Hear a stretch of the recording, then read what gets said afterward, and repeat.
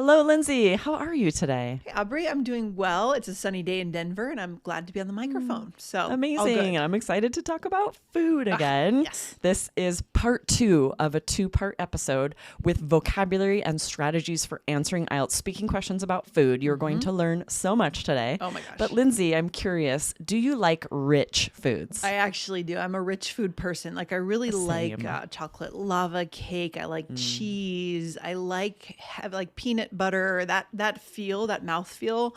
It's like this is Yes. intense. This is Yes. Yeah. And rich sauces, like a Yes. really creamy, Yes. like fettuccine Alfredo or yeah. something like that. Ooh, still delicious. Some people don't like that taste. Some people I prefer lighter things, but not me. I mean, it doesn't matter what the Same. season is. Honestly, I'll take rich foods in the summer, winter. Rich soups that are really Yes. creamy. There's a restaurant here that's just soups and salads, and they have this super rich mushroom soup Ooh.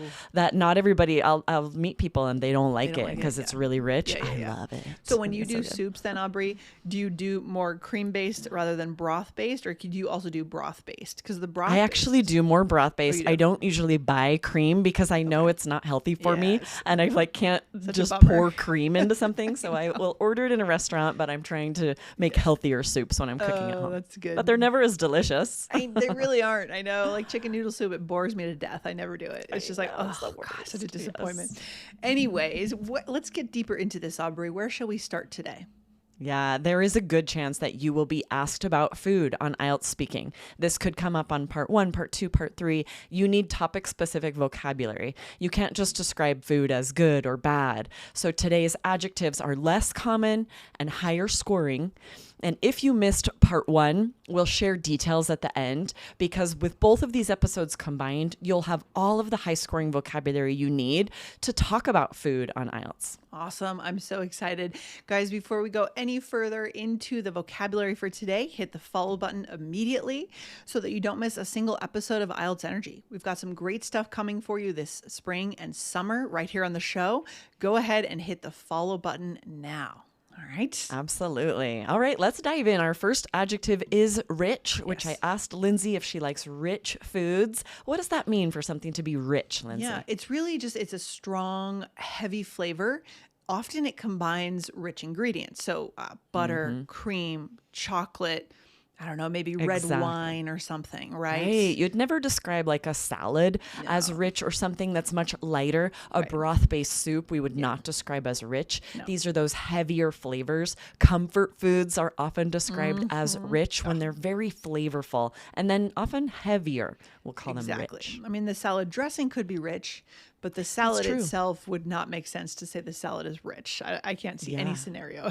That's a good point. So when it comes to salad dressing, if it's like vinegar based or lighter, then we wouldn't call it rich. But if it's a creamy, like a ranch dressing or blue cheese that's really creamy, then that could be rich. Yeah, those are really popular dressings kind of in the Midwestern area of the U.S. Right, A lot of right. white dressings and that kind of thing. Okay, so some examples. The dessert was extremely rich, so I could only eat a small portion.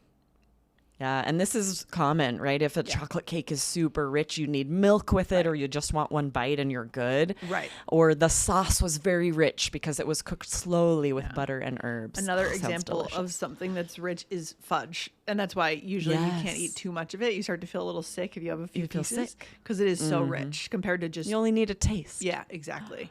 Yes. Okay, that's a good way to start. Bland would be the next one. It's not exactly the opposite, but it's sort of different, right? Yeah, it means lacking flavor. So Yes. any foods can be bland. Even rich foods, I guess, could be bland if they don't have enough flavor, don't have enough seasoning. You can have a very rich soup that's actually bland if it doesn't have enough seasoning and salt and just kind of tastes like cream. Yes. It would be bland. So, for example, the soup tasted a little bland. So I added some salt and pepper. A lot of things have to be like I've been eating hard-boiled eggs, and I feel like I have to add salt on the hard-boiled egg Absolutely. to give a little something. It's a little bland otherwise. Yeah. Otherwise, it's bland. Exactly. Or it's always disappointing when food is bland and flavorless. So yeah, this word is just less common, right? Flavorless is a little more common, very similar meaning. But these words, rich and bland, when you go to describe food, too many students are just saying it was good, it was bad, Oh, yeah. it was salty. You need these less common words to push up your vocab scores. Yeah, don't use the same words everyone else is using. confusing, guys. Don't Right, do that. It won't exactly. get you anywhere. It won't get you past IELTS, right? Savory is another one we want to recommend for candidates. Salty or spicy rather than sweet. Right. Exactly. So, for example, for breakfast, I usually prefer something savory, like eggs or toast.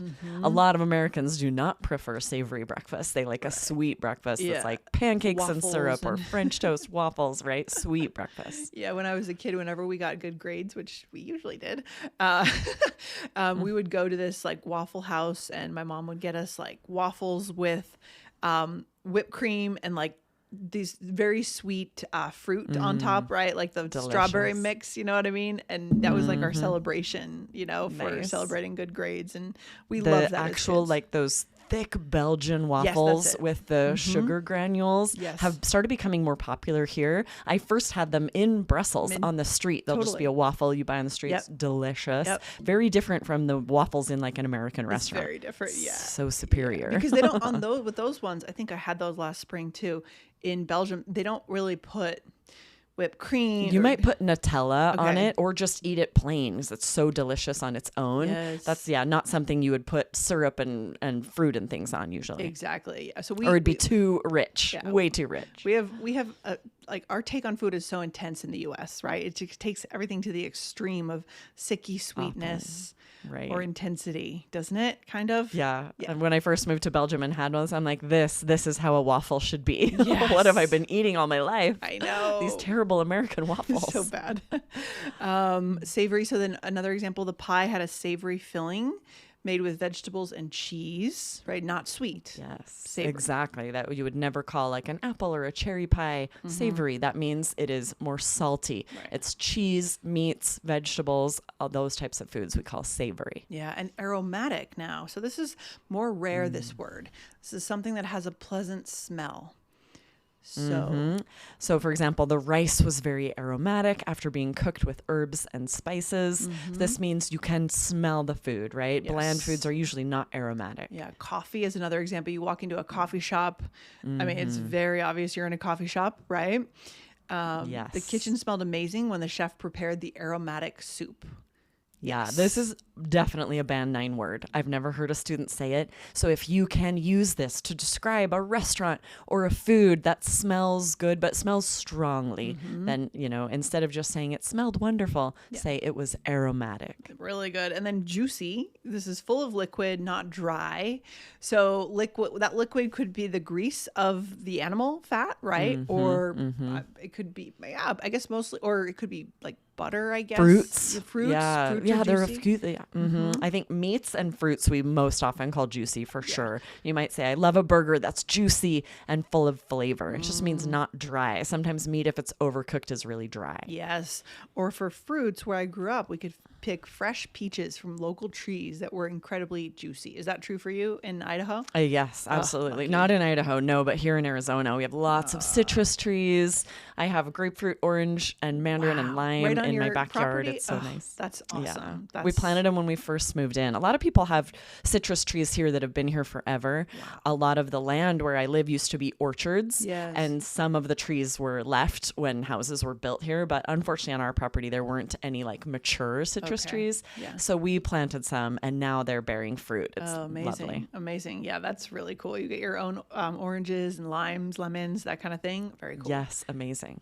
All right, tender. We have to talk about tender, especially if we're going to talk about meat, right? Something that is soft and easy to chew, but not just meat. Right. There's other things that can be tender too, right? I mean, Yeah, this is interesting because we do often use it about meat Right. and how well it's cooked. We might say the meat was very tender after being slow cooked for several hours. Right. Or what else? Barbecue. I feel like we talk about being barbecue. tender. Good barbecue should be both tender and flavorful. Yeah, you've talked But about it's a your good slow point. cooker before. on the Oh, show. yeah. I use a pressure cooker a lot, and it does make very tender meat. But whenever we're talking about food that is just easy to chew, we can call it tender. Because sometimes imagine if someone just had like a dental procedure or their wisdom teeth removed, then they would have to eat very tender foods, true. soft foods. Right. So sometimes you'll hear tender describing other foods just if they're easy to chew. Yeah, I mean, you could say like a grilled cheese sandwich technically could be tender. We don't usually use it to talk about that, but it could be. Right? Yeah, it's interesting. We'll usually just say soft unless we're talking about meat, right? I think Interesting. You're right, actually. So maybe reserve scenario. meat, reserve tender for meat. Yeah. But if ever you're talking about like, enjoying meat, maybe steak, that's a little more rare and not overcooked. You'd say because you want it to be tender. Yeah. I'm trying to think. I guess fish too could be like sushi. You could say, would you say sushi's tender? Maybe, yeah. So. It's the opposite of tough. Yeah, the opposite because of tough. Lots of things can be tough and chewy, and the opposite of that is tender when it's easy to chew. So you guys now have 7 new words that you should absolutely write down, practice into your do a sample practice for yourself, and first listen to this sample practice that we're going to talk we have about. one more, though. We missed. We one. wanted to share overpowering, too. Oh, yeah. So this is an interesting word. It sort of means the flavor is too strong. Okay. For example, the garlic flavor was slightly overpowering. So this is a negative. If something's too salty, too garlicky, we'll say that flavor is overpowering. Yes, or sometimes strong spices can become overpowering if they aren't balanced properly. Yes. Yeah, so that's an interesting word to describe food as well, right? But let's dive in with a couple of sample answers. Lindsay, I will first ask you one. Okay. We'll see if you can use a couple of the words we've taught today. Let's do it. All right, what is one of your favorite foods? Oh my gosh, I'm going to have to go with chocolate ice cream. It sounds simple, and I know a lot of people think that chocolate ice cream is a little overpowering, especially if you add toppings or you add things inside of it like brownie or peanut butter. But for me, it is rich, flavorful, and it's just amazing. It's the opposite of bland. When I choose flavors like strawberry or vanilla, I always feel disappointed that I'm lacking flavor, right? It's really just not doing it for me. I just attended a ice cream making class a few weeks ago, and we loaded up the ice cream with lots of toppings, and I'm still enjoying it now. So 100% it's chocolate ice cream. Thank you. Oh man, that was great. There's so much good vocab. Not only did you share, overpowering, rich, bland that we taught today. Those are all band 9, going to push up your vocab, but a couple of phrases I wanted to point out here. First of all, the way you started this to say, I'm going to have to go with is such a native, natural way of answering a question like this that's asking you to choose something, a favorite something, instead of saying, you don't want to parrot the question and say like, my favorite food is ice cream. No, this is such a higher scoring way to say that, to say, I'm going to have to go with, and then say what you would choose. Yes. And then also, I also want to point out 2 more phrases, not doing it for me. Yeah. You're saying, the flavors that you don't like, instead of saying that, like, I don't really like vanilla or strawberry. This is a much higher scoring way to say that. Yes. Those flavors aren't really doing it for me, or they're not really doing it for me. This is a very idiomatic expression. Yes. That means it's not what I like. Yes. And it's interesting because I said that in the present continuous tense, but it still works because it is an idiomatic expression. I'm not saying that I'm trying vanilla right now, right? That's not literally interpreting the grammar that way. Right, Aubrey? No, good point, right? Often you have the choice of present simple or present continuous for something like this, because you can, say in general, right? This doesn't do it for me. Or you can put it in present progressive. Yeah, because you're eating not all the doing time, it for right? me. Every time you choose dessert, it's just not working, right? So it's an ongoing thing. Yeah. Perfect. Those are pretty flexible. Verb tenses, often they both work. And then lastly, loaded up. This is such a great phrasal verb. When you're talking about food, a lot of foods, we put a lot of other things on them. Yes. Like a baked potato might be loaded up with sour cream and cheese and all the other goodies you put on it. Ice cream's a good example. We load it up with toppings. So this is a really good phrasal verb to describe foods that have other things put on them. All right. It's always fun to talk about food. I mean, this is a great question. So I'm going to ask you, Aubrey. I'm going to flip it the other way and have our listeners listen in on this sample answer. So, Aubrey, are there any foods you do not like? Yes, I detest sloppy joes. This is a very American food that is usually ground beef, some kind of meat with a sauce, a tomato-based sauce, but it doesn't matter how tender and delicious that meat is, how juicy it is. It doesn't matter how aromatic the sloppy joes are. I can't stand them. Something about it really turns my stomach. We ate it quite a bit growing up, and everyone else will tell you that my mom's sloppy joes are amazing. ew, I can't do it. I won't eat it now. It's just the worst. Interesting. Thank you. Thank you for your answer. Wow, that's fascinating. Funny. So you sort of developed an aversion over time from your Oh, that would have been a childhood. great phrase to use. I wish I had thought to say that. If you're Yes. talking about a food you don't like, guys, you could say that. I've developed an aversion to this food is a band 9 way of saying I don't like it. Interesting. Yeah, no, that's wow. Sloppy Joe's such a food of the 80s and the 90s, right? We also ate it a lot Right. growing up. And people still might. I don't know. I've never cooked it for my children. Something about it just, ugh, I can't. I love that you chose to say I detest instead of I don't like, right? Again, I like what you said earlier. Don't parrot the question.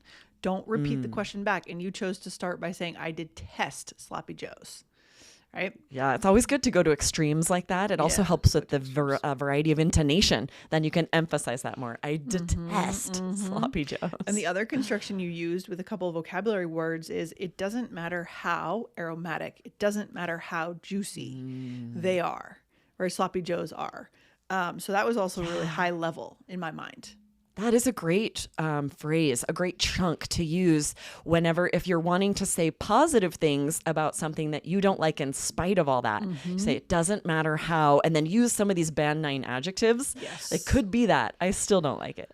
Yeah, that's really good because if you want to choose something and you feel like all the words you've learned don't apply, just use a construction like this, right? Right. Absolutely. Use this chunk, or you can also say what it's not. Be like, when you're talking about something you don't like, it's really not aromatic. It's never, yeah, you can always give the opposites to use this vocab. Love it. So good. So good. Guys, another episode to check out right now is IELTS Energy 1588. If you love food, you'll love this episode. All right, go check Yes, that was part one. one. Don't miss it. We shared a lot of great high scoring vocabulary and strategies that you will want to have if you are asked about food on IELTS, which is very likely. Perfect. And what's our final takeaway for today, Aubrey? Yes, we talked about this on part 1 as well. Questions like this, you might not think to prepare for because they seem sort of easy. I can talk about food, but a lot of these things you may not have ever talked about in English. A lot of these things you might not know how to describe foods with high scoring vocabulary in English. So be sure to practice questions about food using all of this vocabulary. Yeah, I mean, this is low-hanging fruit, like we said in the part 1. So let's nail this, right? Let's get a high score here on this one because everyone eats, right? We all have something to Yes. say about food. So Yes, that's a very common question on IELTS. So be ready with some band 9 vocab. all right, Aubrey, see you next time. Have a good day. Awesome, you too. Bye.